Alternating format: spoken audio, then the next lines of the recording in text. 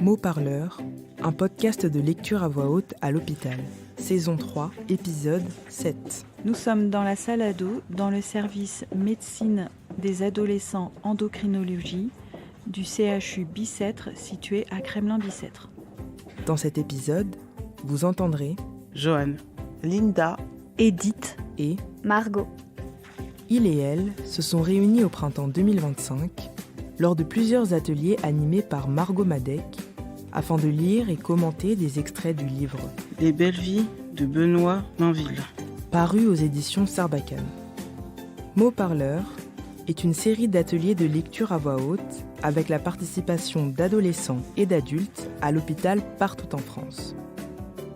Ce projet est une proposition originale du Centre national du livre en partenariat avec l'Assistance publique Hôpitaux de Paris. Ça va aller ? Moi aussi, je découvre. Bonjour. Bonjour. Alors, on s'est déjà vus, nous. Oui. Et nous, on se connaît pas encore. Donc moi, je suis Margot, je suis comédienne. Et aujourd'hui, je suis là pour faire une séance de lecture à voix haute avec vous.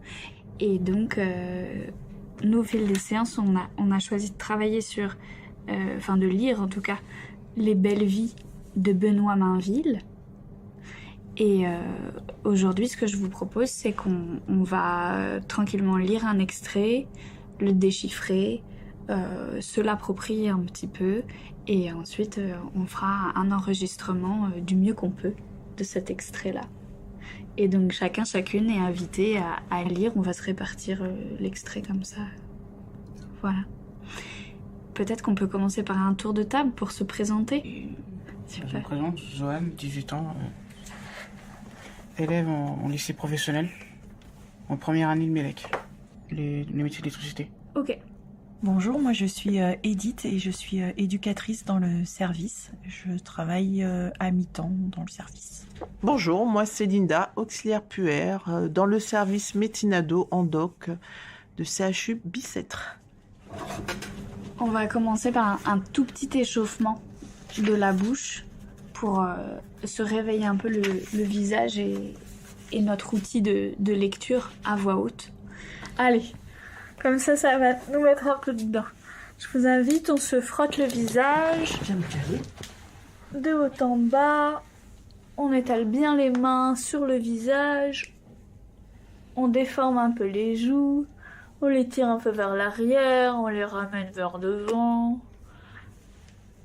Voilà. Avec le bout des doigts, on vient au milieu du front et on l'écarte vers les tempes, on tire. Ouh, les tempes, doucement, on les chatouille un peu. Et maintenant, on va comme mâcher un petit chewing-gum imaginaire. En faisant un peu de bruit. Et puis ce chewing-gum est grossi. Et il grossit. Et il est de plus en plus difficile à mâcher.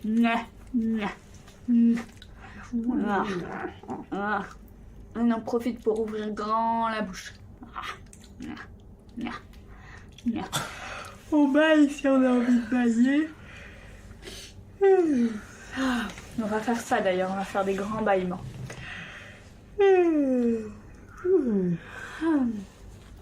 On baille. Tu bailles pas? C'est super le bâillement, ça ouvre toutes les cordes vocales, la mâchoire, et ça échauffe bien. On avait lu un bout ensemble, non? On avait lu le début? Oui. Est-ce que tu te souviens de ce qu'on avait lu un peu? De quoi il cause ce bouquin? On parlait du fait, moi la dernière fois qu'on avait lu, je me souviens que le dernier passage qu'on avait lu, c'est quand ils étaient en train de préparer leur valise. Ouais. Tu te souviens pourquoi ils préparaient leur valise? Car ils vont être envoyés, normalement, c'est une connaissance de la famille, si je me trompe pas, Ouais. qui en vérité a besoin d'aide pour construire une grange, je crois, si je me trompe pas. Oui. Ouais. Et ce couple, cette femme, elle est famille d'accueil. Elle accueille des enfants qui sont enlevés de la garde de leurs parents momentanément. Ouais. Et avec son mari, ils sont famille d'accueil. du coup les deux garçons qui s'appellent Vasco et Jib sont envoyés chez eux pour l'été. Et en effet, il y a cette mission de reconstruire une grange qui a un peu souffert dans les intempéries. Et donc ces deux personnages, ce couple, ils se font appeler Tonton et Tata. Voilà. Et là-bas, quand ils arrivent, ils vont rencontrer d'autres jeunes ados et aussi des plus jeunes, des enfants, qui habitent donc chez ce couple. Et s'en suivent plein d'aventures. Nous, l'extrait qu'on va lire, c'est à peu près un peu avant la moitié du roman. Donc Vasco et Jib rencontrent 3 autres ados dans cette maison où ils passent l'été, qui sont Dylan et Jessica, qui sont un frère et une sœur, et une autre jeune fille, Chloé. Et ensemble, ils vont, au fur et à mesure du roman, constituer un groupe et apprendre des moments de la vie ensemble, quoi. Là, l'extrait qu'on va lire, ils ont décidé de faire une rencontre avec d'autres jeunes qui habitent dans les bleds alentours et pour faire un match de foot. Tu joues au foot ? Non. Non, je comprends, moi non plus. Vous jouez au foot ? Non. Non. Eh ben, on peut se retrouver à la page 114. Est-ce que tu veux commencer ? Ok. Les belles vies de Benoît Mainville. Chapitre 14. Les jours défilent et il n'est pas question de serpenterie, encore moins de maçonnerie durant ces jours ensoleillés. On sourit en pédalant, le front balayé de sueur, on reste des heures à barboter dans la rivière. La vie devient buissonnière et les balades le long de la voie ferrée se font aussi intensifs que les séances de préparation du spectacle pour Dib et Chloé, que le jeu du chat et de la souris de Vasco et Jessica. Le soir, on enseigne les vieilles VHS et DVD, jeux de cartes. On peut brailler jusqu'à faire écho dans la nuit, ça ne gêne personne. Tu vois, là par exemple, j'en profite, je vous parle pendant... Il y a une phrase, elle est un petit peu compliquée en termes de construction. Tu vois, et les balades le long de la voie ferrée se font aussi intensives que les séances de préparation du spectacle pour Jib et Chloé, que le jeu du chat et de la souris de Vasco et Jessica. En fait, tous ces 2 chapitres, ils sont hyper géographiques, même pendant le match de foot. Tu vois, vous voyez, c'est très tel personnage fait ça à tel endroit, on se décale de 3 pas, il se passe ça avec l'autre personnage, on va voir dans le fond du champ de vision là-bas, il se passe encore ça de différent avec tel autre personnage. Et c'est très géographique comme ça, c'est très visuel. Et du coup, j'ai l'impression que de bien dire les noms à chaque fois des personnages, ça nous aide à situer. Ok. Les jours défilent et il n'est pas question de serpenterie, encore moins de maçonnerie, durant ces jours ensoleillés. On sourit en pédalant, le front balayé de sueur. On reste des heures à barboter dans la rivière. La vie devient buissonnière et les balades le long de la voie ferrée se font aussi intensifs que les séances de préparation du spectacle pour Jib et Chloé, que le jeu du chat et de la souris de Vasco et Jessica. Le soir, on enseigne les vieilles VHS et DVD. Jeux de cartes, on peut brailler jusqu'à faire écho dans la nuit et ça ne gêne personne. Après ces jours bien remplis, Vasco et Jib jouent à la console jusqu'à ce que le soleil se couche, derrière le grand champ peuplé de bottes de paille. Ça vanne, ça déconne, et bien sûr, ça en rajoute des caisses à chaque fois que Jessica et Chloé entrent dans la grande chambre. De son côté, Dylan emmène souvent la colonie de petits à la pêche. Il fume ses joints pendant qu'il traque des écrevisses. On continue avec toi, Linda ? Dans le viseur de Vasco, il y a la Ford. Un matin, Tonton retire la bâche et, sans s'atteler à la mécanique, fait le descriptif de la bête à son jeune apprenti. De détails techniques en anecdotes, il remonte les années et embarque Vasco au volant de la Ford sur la route 66 en Californie, dans le vieux sud. Vasco en prend plein les oreilles, complète le tout avec la collection de 33 tours de Tonton. La platine est antique, le son crachote, la musique a besoin d'être apprivoisée pour se laisser apprécier. C'est très loin de ce qui est habitué à écouter, mais peu à peu, il sent que les parties rythmiques des vieux morceaux de blues et de rock façonnent son imaginaire, si en boîte. Au son de la musique qui retentit désormais non-stop dans toute la maison, les déjeuners copieux se déroulent dans un joyeux chahut. Il y a toujours un grand pour remonter le moral d'un petit, et Tata est là, elle veille. Puis vient le jour du match de foot. Dylan en tremblerait presque, comme un gamin à qui on a promis Disney depuis des lustres. Il a chaussé des crampons et son maillot de la JOCR.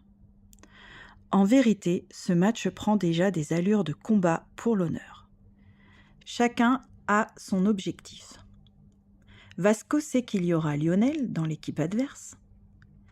Jib pense à Chloé, qui sera sur le bord du terrain avec Jessica. Et Dylan rêve simplement de cette occasion de sentir ses poumons lui remonter dans la gorge, de tout donner et de finir main au sol, le corps harassé et l'esprit vide enfin. Et puis Perrine sera là aussi.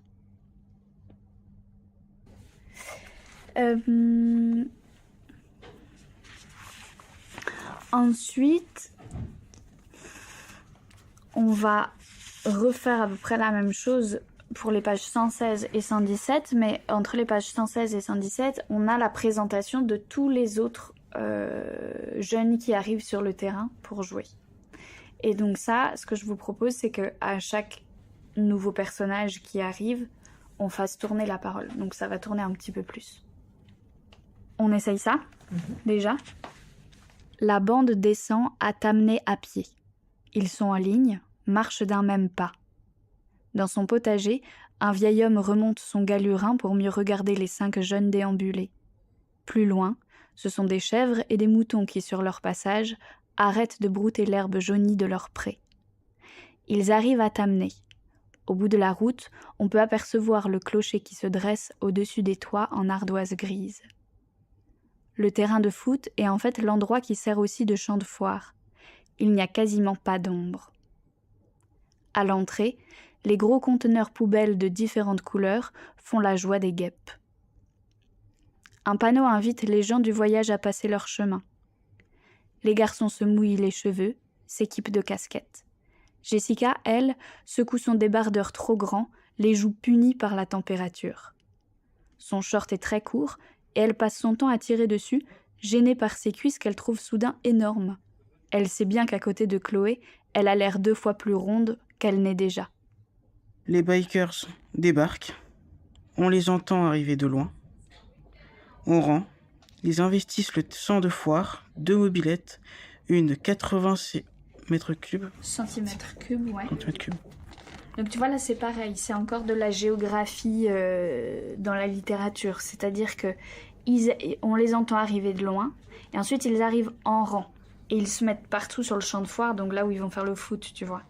Et là, il y a quoi ? Il y a 2 mobylettes, une 80 cm3, 2 scooters. Tu vois, c'est très précis comment il écrit Benoît Mainville à ce moment-là. Il décrit vraiment dans l'espace tout ce qu'il y a. Ouais. C'est comme une peinture. Donc je recommence aux bikers, c'est ça ? Ouais. Les bikers débarquent. On les entend arriver de loin. On rend. Ils investissent le champ de foire, 2 mobylettes, une 80 cm3, 2 scooters, se garent pas très loin des cages, 3 poteaux de bois usés par le temps. Il n'en faudrait pas beaucoup pour qu'ils s'écroulent. Chloé soupire, agacée par avance à l'idée de voir le match se transformer en pugilat pour le trône de la virilité. Il y a d'abord Lionel qui descend de sa bécane, casque à la main, sourire de beau gosse et maillot du Barça. Suivi de près par Jean, décidément moins chanceux, question gueule d'amour. Maillot de la Juve sur son corps, boudiné. Derrière eux, Bastien pose sa meule contre la trace et étire sa carrure de rugbyman. Il tend son casque à sa cousine Perrine, laquelle salue Dylan de la main avant d'aller rejoindre Jessica et Chloé. Dylan souffre déjà de la voir si belle et de ne pouvoir l'embrasser. Approche ensuite un grand gros rougeau avec une tête de gentil, habillé comme on le faisait dans les quartiers il y a 2 ans. Vasco sait pertinemment que le gars n'a jamais vu un immeuble plus haut que 3 étages. Il vient de Vouhavre, un petit village de la commune de Tamnay, et s'appelle Bouvier. Il y a aussi 2 autres filles, des jumelles, les copines de Bastien et Bouvier. Elles font la bise aux filles de Passy. Puis arrive l'ampoule, un gosse dont le short en jean est déchiré et crade, mais pas parce que c'est la mode. Il a un œil au beurre noir, le crâne rasé, on lui donne pas plus de 10 ans. Il s'allume une cigarette et vient taper la main de Dylan. Le dernier est un grand type, taillé comme un cintre. Il porte l'attirail du gardien de but et se présente sous le nom de Tic. Ok. Alors pour la petite séquence d'après, il va y avoir des dialogues. Donc, ça nous amène jusqu'à la page 118. Moi, ça me va, répond Jib. Et après, c'est l'entrée de Chloé sur le terrain. Ok ? Donc si on fait dans l'ordre, Johan Lionel, Linda Dylan, Edith Vasco et Margot Jib. Ça vous va ? On échange des poignées de main plus ou moins franches. Lionel et Bastien sont clairement les leaders. Vasco remarque que Lionel bouffe littéralement Jessica des yeux. Il n'apprécie pas, mais reste discret, pour l'instant. C'est cool d'être là, les gars. On fait comment alors ? Demande Dylan. On est 3, vous êtes 6. Et après, je vois pas le problème, balance Vasco. Il s'attire déjà les regards. Voilà comment je vois les choses, répond Lionel en ignorant Vasco pour s'adresser à Jib et Dylan. On part sur un 4x4 avec un remplaçant qui passera dans l'autre équipe à un moment. On fait, moi, Bastien, l'ampoule, Jean et le tic. Et en face, vous 3, plus Bouvier. C'est le gardien de l'équipe de Satillon. On vous fait un cadeau. Moi, ça me va, répond Jib. Ensuite, ça va être principalement un dialogue entre Jib et Chloé. Donc si j'ai commencé à lire Jib, peut-être que l'une de vous peut lire Chloé. Et donc dans ce cas-là, Johan, ce serait toi qui fais les lignes de narration. Oui. Pendant que Jessica, Perrine et les jumelles discutent à l'ombre, Chloé s'avance sur le terrain. Moi, je veux bien en être. Comme ça, tout le monde peut jouer. Et on peut se faire 5 contre 5, comme vous dites. Les yeux s'écarquillent. Mais Chloé, tante Jib. Je te demande pardon. Vous vous amusez à taper dans un ballon pendant qu'on vous applaudit et qu'on vous éponge le front ? C'est ça qu'on doit faire ? Vasco met une main sur sa bouche, on entend quelques pouffements. Eh, attends, non, pas du tout. C'est juste, il fait vraiment chaud et... T'es pas sérieux, Jib ? Jean non plus n'a pas l'air d'accord avec l'idée. Il était plutôt parti dans l'optique de la jouer très physique. Sur Dylan, de préférence. Le foot, c'est pas un truc de meuf, déclare soudain Dylan, cigarette au coin des lèvres, fumée dans les yeux. Arrête d'être con, toi, ça te changera, s'interpose Jessica. Si elle veut jouer, laisse-la jouer. Je suis sûre qu'elle vous prend un par un, la meuf. Lionel se tourne vers l'assemblée. Bastien se dit plutôt pour. Il aime bien Chloé, et elle fait Gwyn, mais elle est mignonne. Il aimerait bien tenter sa chance, un de ces 4. Chloé attend le verdict, main sur les hanches, déjà prête à jouer. Ça passe au final. Tout en prenant ses marques sur le terrain, Chloé fustise Jib qui s'excuse d'un regard. Ça va pour le moment ? Ouais. Ouais. Il nous manque des éléments pour comprendre ce qui se passe. Qui est Dylan, qui est Bouvier, et ainsi de suite. Ah oui. On a plein d'informations qui nous manquent. Et comment ça s'est déroulé en fait pour que le match commence. Et comment ils se sont rencontrés. Alors, Dylan, c'est le frère de Jessica, qui font partie des enfants de Passy, comme ils s'appellent. Et les enfants de Passy sont donc ces enfants qui sont placés en famille d'accueil chez tonton et tata. Et donc ils sont placés à l'année ou pour plusieurs mois, donc ils vont à l'école et ils sont scolarisés dans le village ou les villages alentours. Donc ils connaissent, ils cohabitent avec les gamins du coin. Donc Bouvier et Lionel et Bastien sont et Perrine aussi sont des enfants du coin, des jeunes du coin. Et c'est Bastien et Perrine qui sont cousins-cousines aussi. Oui. Ça répond à tes questions ? Oui, ça répond. Super. Ok. Ça va ? Ça va la concentration ? Super.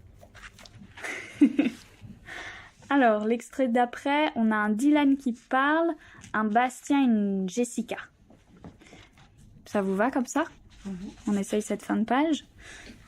Donc c'est Linda, la narration, qui va reprendre. Le ballon sort d'un sac, on se met en place. Bouvier serre la main de ses nouveaux coéquipiers et part dans ses cages. C'est là que Jean regarde Dylan d'un mauvais air. Une seconde de trop. T'as un problème, Rouquin? Tu veux me faire les fesses? Jean fait mine de répondre, mais Lionel pose direct sa main sur son torse et l'emmène dans leur moitié de terrain. C'est bon, les gars, on est là pour se marrer. On joue cool, on joue propre. Tonne Bastien. Vasco fait quelques gestes d'échauffement, tandis que Jib adresse encore des gestes d'excuse à Chloé, qui lui indique du doigt un point invisible où elle aimerait qu'elle aille griller en silence. Dans l'autre moitié de terrain, Lionel fait quelques jongles. Le petit, l'ampoule, se vide le nez en pressant une narine avec le pouce. Sur la touche, Jessica a piqué une bière dans la glacière et l'ouvre en criant « C'est parti! Châtillon a gagné le toss et engage. Lionel et Bastien sont à la manœuvre.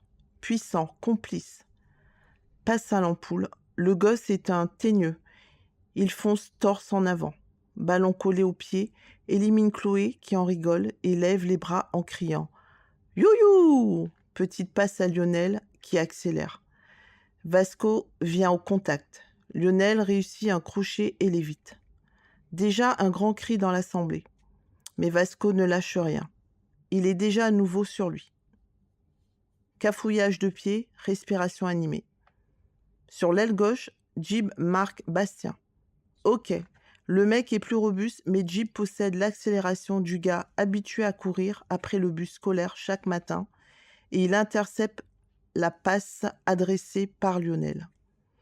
Chloé accélère à côté de lui, agite ses mains, saute en criant « À moi! À moi !»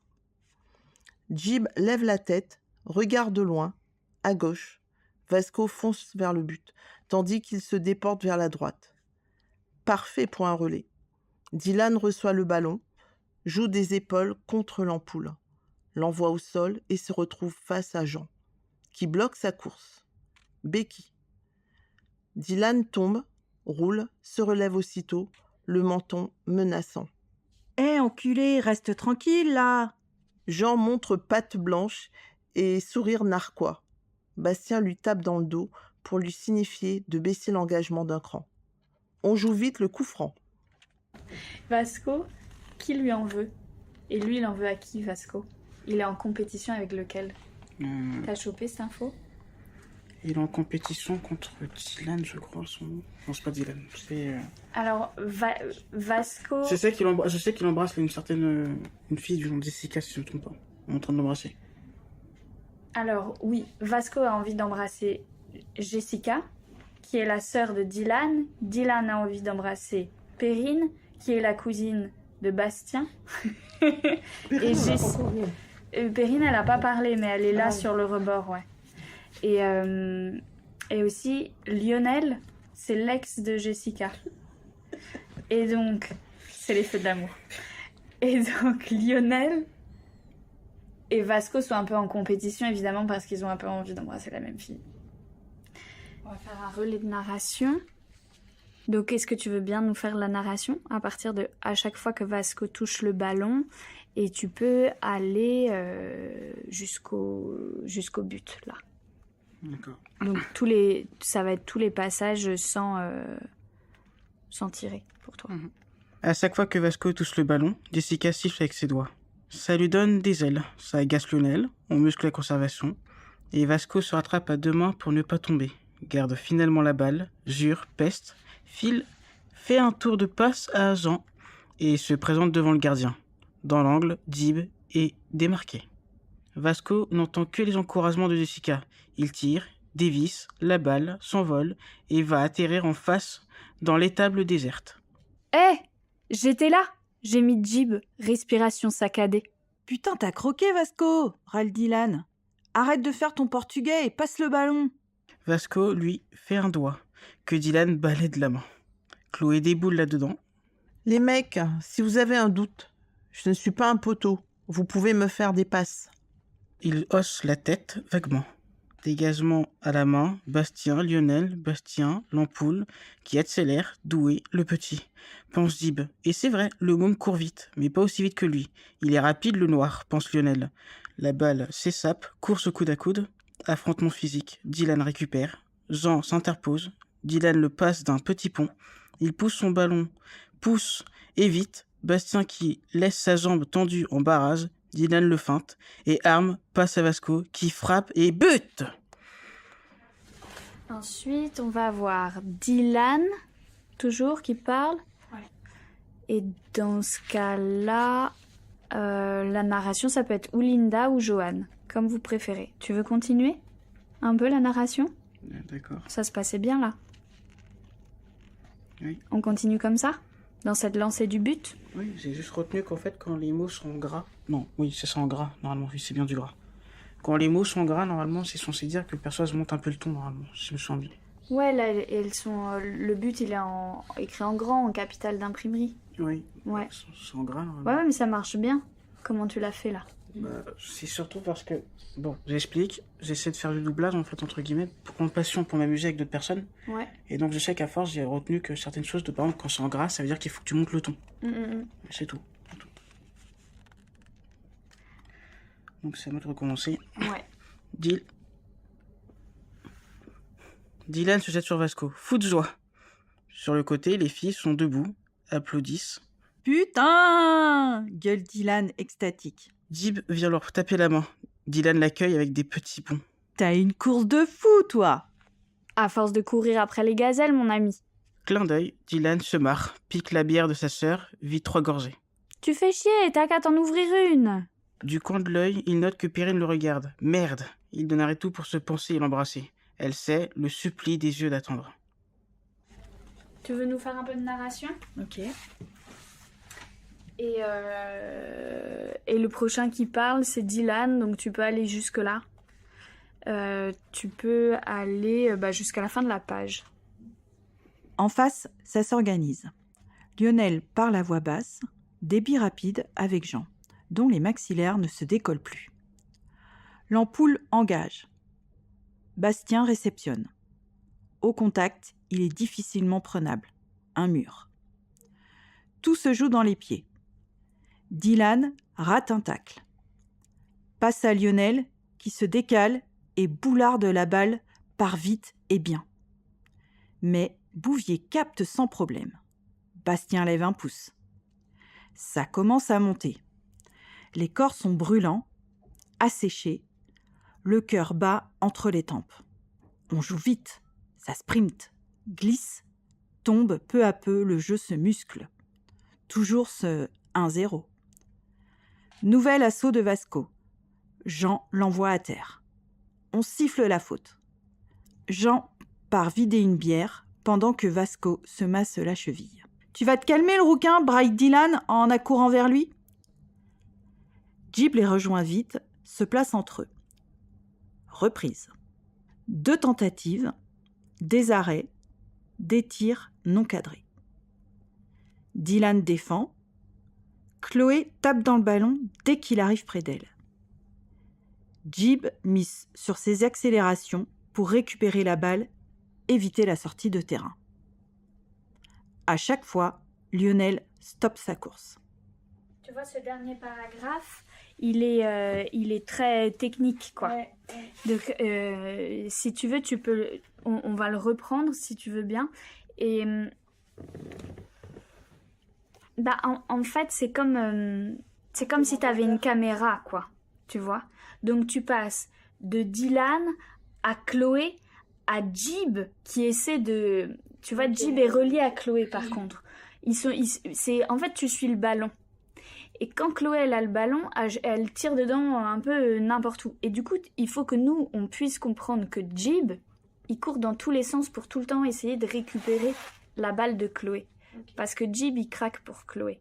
Donc, il est son backup. Okay.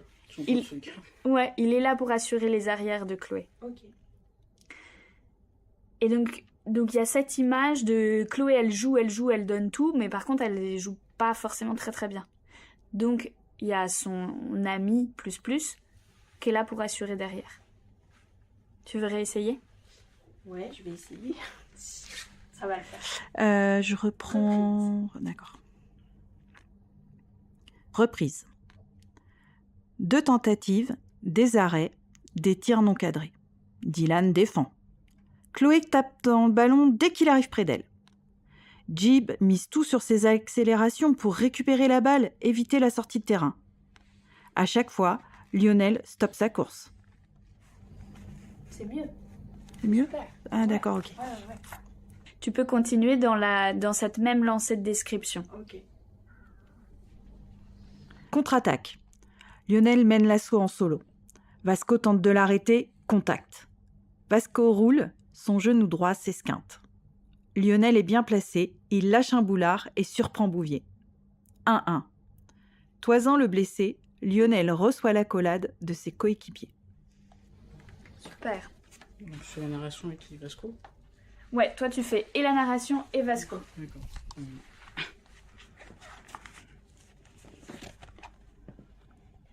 Chloé engage, et aussitôt les filles redoublent leur effort de supportrices. Sans se presser, l'air blasé, Jean s'avance pour la contrer. Mais elle le surprend et se faufile en riant. Il s'agace, balance un coup de bassin.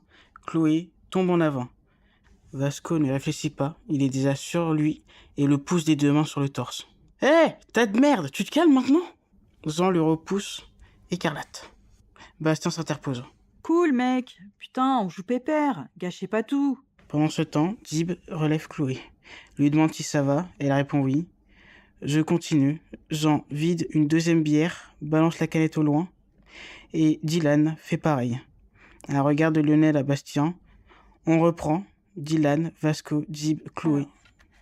Un regard de Lionel à Bastien, on reprend.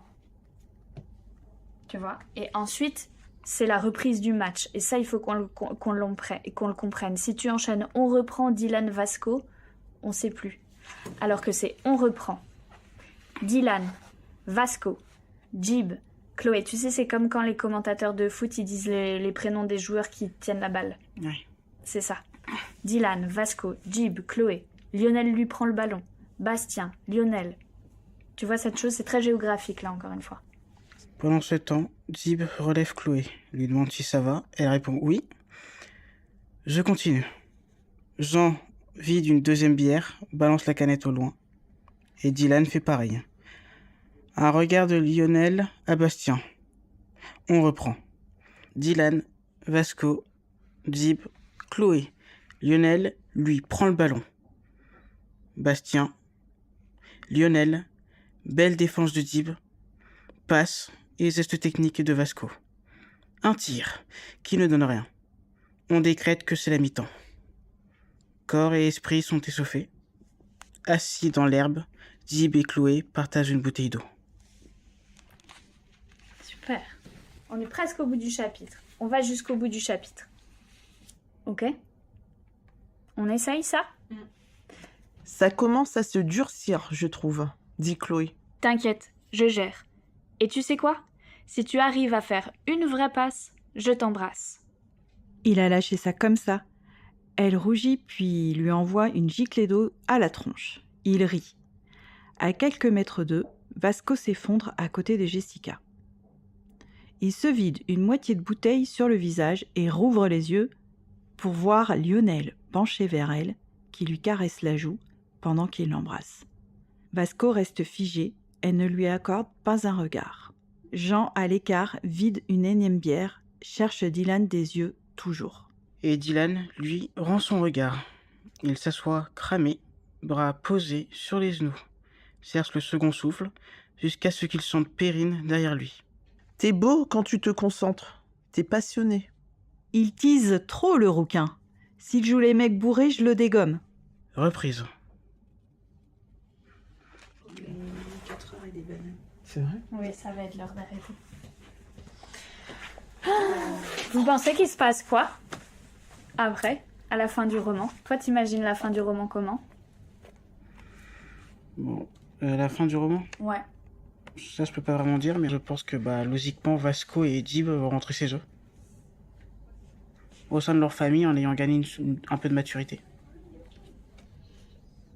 En tout cas, merci d'avoir joué le jeu. Merci pour cette séance.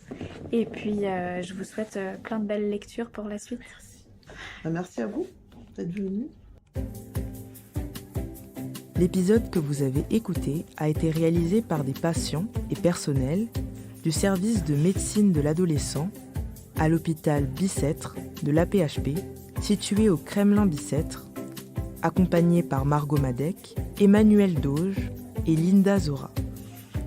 Générique prononcé par Kélia Achibégué, finaliste 2020 du concours Si on lisait à voix haute. Enregistrement des ateliers et montage par Benoît Artaud.